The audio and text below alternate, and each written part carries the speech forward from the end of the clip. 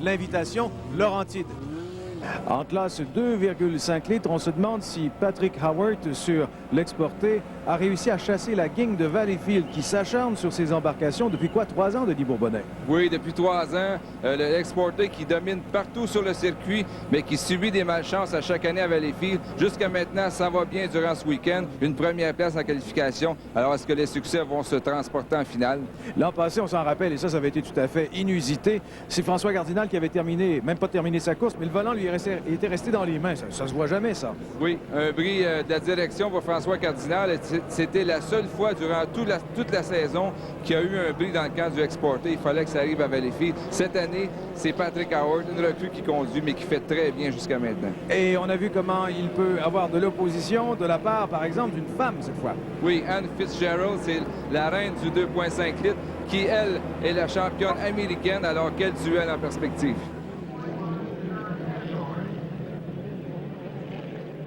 Grande finale des 2 litres et demi modifié. Jean-Denis Giroir est là. Attention, c'est la lutte qui se dessine. Il y a une dame qu'il faudra surveiller particulièrement. Le moment délicat de la dame, c'est le numéro 90 qui nous vient de New Jersey, Rio Grande, Anne Fitzgerald, à surveiller le 8-23 Richeliac de Massachusetts, le numéro 1 Patrick Howard de Valleyfield.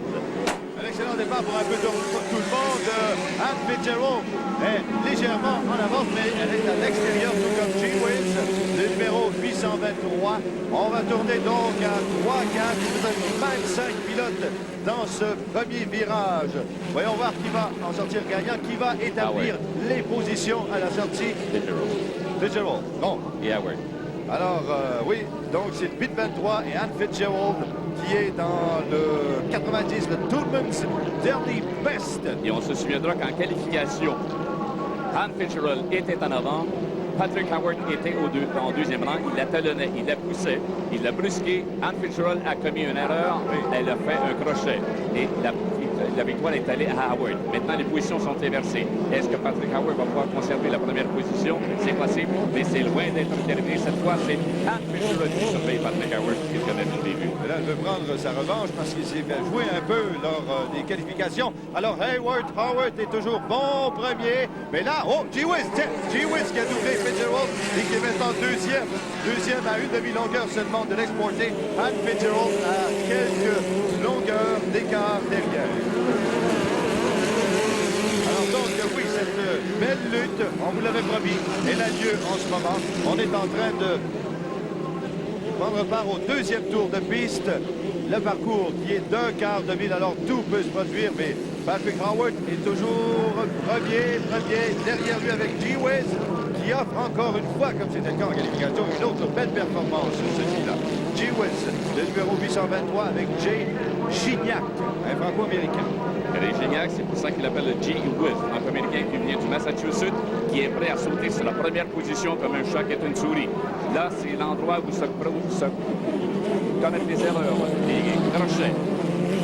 C'est vrai qu'on a tourné à 69 000 à l'heure jusqu'ici. Le record est de 74 000 à l'heure à Valleyfield. C'est quand même 2000 à l'heure, Gordon, de plus que ce qu'on a fait en qualification. Il faut dire que les vents souffrent moins d'intensité, que l'eau est plus calme et que les conditions de route sont meilleures. Anne Fitzgerald en troisième. Et derrière elle, pas loin derrière, toujours en quatrième place, on va surveiller celui-là. Et So Good, avec Joe Longo aux commandes, qui a fait lui aussi une solide performance en qualification. Un peu plus tôt. Mais c'est Patrick Howard, encore une fois, comme on dit, on maintient son allure. Si la malchance ne le rattrape pas, comme ça a été le cas au cours des dernières années ici à Valleyfield, il devrait s'assurer la victoire, enfin, tellement convoité. Mais regardez G-Wiz, hein? Il lâche pas prise, il tente de réduire l'écart, mais bon, on fatigue. Comme disait Casey Stengel, c'est pas fini, tant et aussi longtemps que c'est pas terminé. Et voilà. Quelque chose du genre. Donc, oui, c'est ça. L'exporté qui est toujours premier, suivi du numéro 823. En troisième place, c'est toujours Anne Fitzgerald, avec derrière elle le 222, Feel So Good, de Joe Longo, lui aussi qui n'a pas dit son dernier mot. Attention, qu'est-ce qui se passe? Et là, oh, oui, c'est serré. Le Feel So Good s'est infiltré à l'intérieur. Là, Patrick Howard, s'il a quelque chose à prouver, c'est le temps. Avec, dans le dernier tour, c'est l'avant-dernier tour, tournant, on amorce le chemin du retour. Mais cependant, La distance reste la même. la distance est la même, mais Gignac est parvenu à s'infiltrer à l'intérieur. Ça va probablement se décider, sinon dans le dernier tournant, peut-être même dans le dernier droit. Mais là, Mais là, Patrick l'exporté Howard, peut reprendre à l'intérieur. oui, mais il n'a plus de chemin à parcourir. Il va falloir que son dérapage contrôlé, comme on dit, soit beaucoup plus prononcé. Alors, c'est dans le virage ouest que ça va se jouer, encore une fois. Oh, attention, Là, attention ça à pousse. Gignac. Gignac qui est là, lui. Il veut cette première place. Oh, crochet! Encore une fois, c'est la 5e fois. Alors, vois-tu, Patrick Howard, le petit Moses, vient de faire 2 fois à ceux qui le talonnaient ou qui le précédaient. Il a fait commettre des bévues. Et Patrick Howard, je le vois sourire presque dans son cockpit. Il s'est littéralement moqué de 2 vétérans. C'est tout à son honneur, encore une fois. Patrick Howard, un homme de pire. Il va certainement suivre les traces. Et on voit le G-Wiz qui bat sa monture.